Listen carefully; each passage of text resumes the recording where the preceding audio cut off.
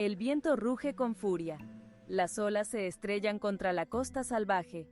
En el mismísimo fin del mundo, en Río Grande, Tierra del Fuego, se alza la Fiscalía Federal. Una fortaleza de justicia, dirían algunos. Otros la conocen como un lugar de pavor. Su fachada austera, curtida por la salitre y el tiempo, esconde una historia escalofriante. Los lugareños hablan de ella en voz baja. La corte, dicen, alberga algo que escapa a nuestro entendimiento. Construida en los años 40, la corte ha sido testigo de innumerables juicios, tragedias e injusticias. Cada caso, cada veredicto, cada lágrima derramada entre sus muros parece haberse filtrado en sus cimientos. Los espíritus del pasado están inquietos aquí. Permanecen, invisibles, inauditos, pero su presencia es innegable. Son los espíritus de tribunales. Tú también lo oyes, ¿verdad? Ese susurro. Es solo el viento, chico. A todos nos afecta al final. Pero incluso Torres no podía negar los extraños sucesos que asolaban la corte. Pasos que resonaban en la oscuridad de la noche. Puertas que se cerraban de golpe solas. Y siempre, los susurros. Murmullos débiles e ininteligibles que parecían filtrarse de las mismas paredes, trayendo consigo el frío de la tumba. La semana pasada vi una figura en la sala del tribunal. Alta, vestida de negro, simplemente se desvaneció en el aire. Torres lo descartó como un juego de luces, pero un escalofrío le recorrió la espalda. Él también lo había visto, una sombra fugaz que desapareció tan rápido como había aparecido. No eran los únicos que lo habían experimentado. Los limpiadores hablaban de trapeadores que se movían, luces que parpadeaban y una persistente sensación de ser observados. La corte parecía estar viva, palpitando con una energía invisible. Un caso en particular parecía estar en el corazón de la atmósfera inquietante de la corte. El juicio de Ricardo Díaz, un rico ranchero acusado del brutal asesinato de su esposa. Las pruebas eran circunstanciales. El jurado estaba estancado. Díaz salió libre. Los susurros de su culpa lo seguían como una sombra. Semanas después, lo encontraron muerto de un solo disparo en la cabeza. Se dictaminó suicidio, pero muchos creyeron que fue la mano de la justicia, aplicada desde ultratumba. El caso de Díaz se convirtió en una leyenda local, una advertencia susurrada en voz baja. Se decía que su espíritu, incapaz de encontrar la paz, permanecía atrapado entre los muros de la corte, buscando eternamente la justicia que se le escapó en vida. Su presencia, algunos creían, era una maldición, una mancha en la estructura misma del edificio, alimentando la actividad paranormal que lo asolaba. Los susurros, decían, eran sus gritos de dolor por obtener justicia. Con los años, la corte había sido testigo de un sinfín de otros casos escalofriantes. Cada uno, al parecer, dejó su propia marca en el edificio, sumándose al creciente coro de susurros y sombras. Estaba la joven maestra, brutalmente asesinada en su aula. Su asesino nunca fue encontrado. Los susurros decían su nombre, un eco doloroso de una vida truncada trágicamente. Y luego estaba el caso de la caja de pruebas desaparecida, que contenía documentos cruciales de un escándalo de corrupción de alto perfil.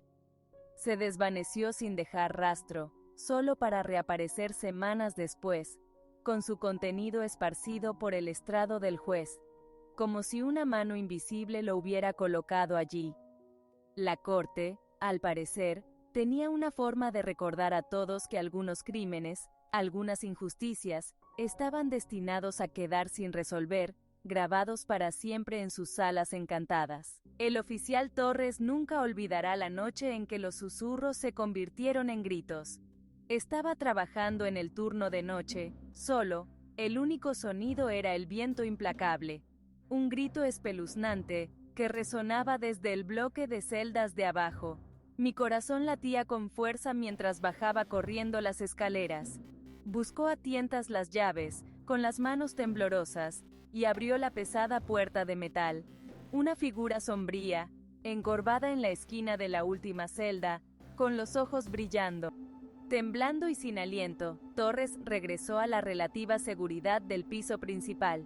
Pidió refuerzos por radio, su voz temblaba mientras trataba de explicar lo que había visto. Llegaron 2 oficiales más, con el rostro marcado por la preocupación.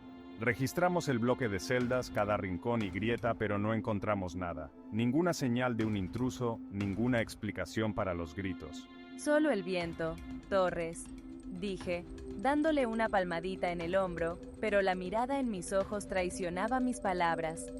Todos sabíamos, en el fondo, que la corte guardaba secretos que era mejor no descubrir. La experiencia sacudió a Torres hasta la médula. Siempre había sido un escéptico, descartando las historias como nada más que superstición e imaginaciones hiperactivas. Pero esa noche, algo cambió. Había mirado a los ojos de algo antiguo y malévolo, algo que desafiaba toda explicación. Supo, con escalofriante certeza, que la corte no solo estaba encantada, sino que era un conducto hacia algo oscuro y siniestro, un lugar donde el velo entre nuestro mundo y el siguiente era delgado y fácil de atravesar. Torres no fue el mismo después de esa noche. No podía quitarse de encima la sensación de que lo observaban. Empezó a ver cosas en las sombras, a oír los gritos en el viento aullante. Sus colegas notaron el cambio en él. Se volvió retraído, irritable, una sombra de lo que era antes. Pero Torres sabía la verdad. La corte lo había marcado, lo había sellado con su oscuridad. La Fiscalía Federal de Río Grande sigue en pie, una silueta austera contra el implacable paisaje.